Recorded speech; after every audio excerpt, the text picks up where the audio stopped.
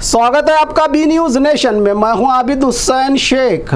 अमीर शरीयत कर्नाटका मौलाना सगीर अहमद साहब का इंतकाल। अमीर शरीयत कर्नाटका मारूफ आलिम दीन और दारुल उलूम सबीलुर रिशाद बेंगलुरु के मोहतमीम और शेखुल हदीस हजरत मौलाना सगीर अहमद साहब का इंतकाल हो गया है। यह खबर दीनी और समाजी हलकों के लिए गहरे रंज और गम का बाइस है। मरहूम का दीदार जनाजा दारुल उलूम सबीलुर रिशाद के ऐवान अल्लामा अबू अल सऊद में कल मंगल 13 जनवरी को सुबह 10 बजे से होगा। नमाज जनाजा भी 13 जनवरी कल 2026 सुबह 10 बजे दारुल उलूम सबीलुर रिशाद में अदा की जाएगी। इसके बाद तदफीन इहाता सबीलुर रिशाद में आखिरी रसूमात और मरहूम को सुपुर्द खाक किया जाएगा।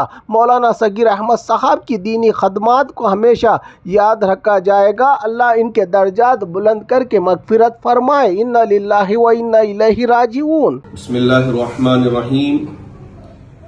हमारी रियासत कर्नाटक के अमीर शरीयत मेरे शेख मेरे उस्ताद हज़रत मौलाना सगीर अहमद खान साहब रशादी, अब तक हम दामद बरकातुहुम अमद फ़यूज़ुहुम कहा करते थे, सुबह सुबह इत्तिला मिली कि इस दार फ़ानी से कूच कर गए, जिसकी वजह से हम रहीमहुल्लाह कहने पे मजबूर हैं।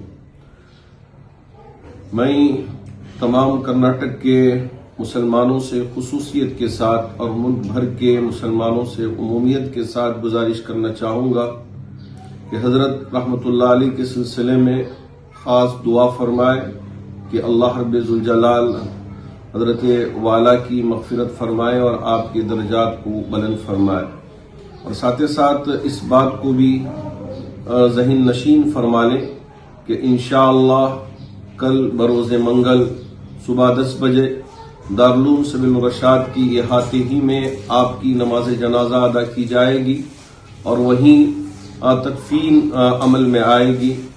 इसलिए जो ज़ायरीन भी हज़रत के सिलसिले में पहुंचना चाहते हैं वो आज और कल पहुंचकर हज़रत रहमतुल्लाह अलैह की आखिरी दीदार कर लें और दुआ भी करें कि अल्लाह रब्बुल जलाल हज़रत के दर्जात को बुलंद फरमाए और तमाम वारिसीन को सब्र जमील अता फरमाए।